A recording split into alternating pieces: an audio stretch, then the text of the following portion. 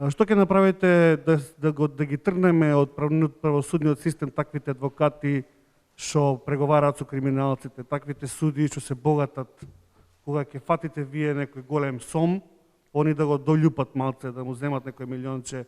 Ќе има ли ветинг на судии, ќе има ли ветинг на адвокати? Како да се тарасиме од овие криминалци кои што ги злоупотребуваат своите позиции, да ги пуштат големите криминалци на слобода, а па тие големи криминалци прават големи штети.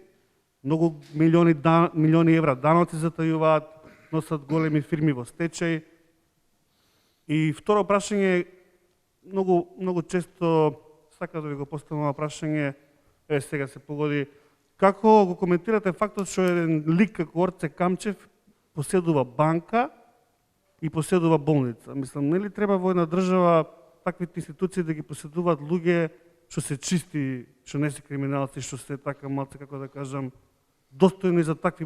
Што ако утре имавме лошо искуство порано, се сеќавате на ТАЦ, се сеќавате на други некои банки што оде у стечај, па после државата ги обештетуваше. Што ако Камчев ги собере депозитите од Стопанска банка Битола и ја здугне некаде? Тој човек е способен за такво нешто. Во ред, благодарам. Повелите, председателе. Прво вака, овие 4 милиона, 6 милиона, 8 милиона, јас, вие, веројатно и голем дел од граѓаните знаеме да и напишеме. И тоа грозотијата сама по себе ја кажува колку со леснотија ги спомнуваат тие милионите. Секако дека ова остава и кај мене впечаток, како и кај најголем дел од граѓаните, дека ова мора да се промени. Конекциите помеѓу адвокати, суди, обвинители, влијателни луѓе мора да завршат. Правниот систем е девастиран од многу лични аспекти внатре вградени во правосудството. И затоа ветивме прочистување. Суштината на прочистувањето од ветингот, кој што го ветивме пред изборите 2016 е во тоа што во ветингот имате распуштање на правосудството и никој повеќе не е ни судија ни обвинител, имат право да кандидираат. Во прочистувањето значи комплетно проверка на имотна состојба, потекло на пари имот, нивен, на нивните семејства, но и на адвокати и на други кои што допираат и оставале основано сомнение за оваа работа. И санкции. Мора да има санкции. Една од санкциите е отпуштање на судија.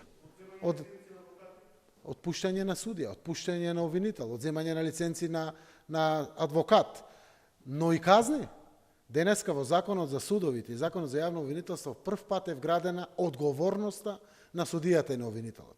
Нема морална врз населението, трето врз институциите, четврто врз приватниот сектор, кој што бара правна држава, за да може да земе кредит, да инвестира и слично. Затоа прочистувањето како процес е неопходен во нашата земја и тој треба да заврши. Ветивме законодавство, го изработивме како извршна власт и не само тоа, успеавме во парламентот да го поминеме. Дури и таму каде што требаше 2/3 за тоа законодавство. Сега останува практичната реализација на судиите. Ја испратив и тогаш и денеска ќе ја повторам пораката до судиите и до обвинителите. Должни се да судат експресно, ефикасно, правично, еднакво и транспарентно. Тоа го очекуваат од нив сите граѓани, вклучително и јас. Постапките мора да бидат јасни за секој, да знаат каде има одговорност и како се носи таа одговорност, или ако нема вина, зашто некој ослободен од процесите. Верувам дека една од позначајните преокупации во периодот кој што предстои, токму прочистувањето во правосудството во нашата земја.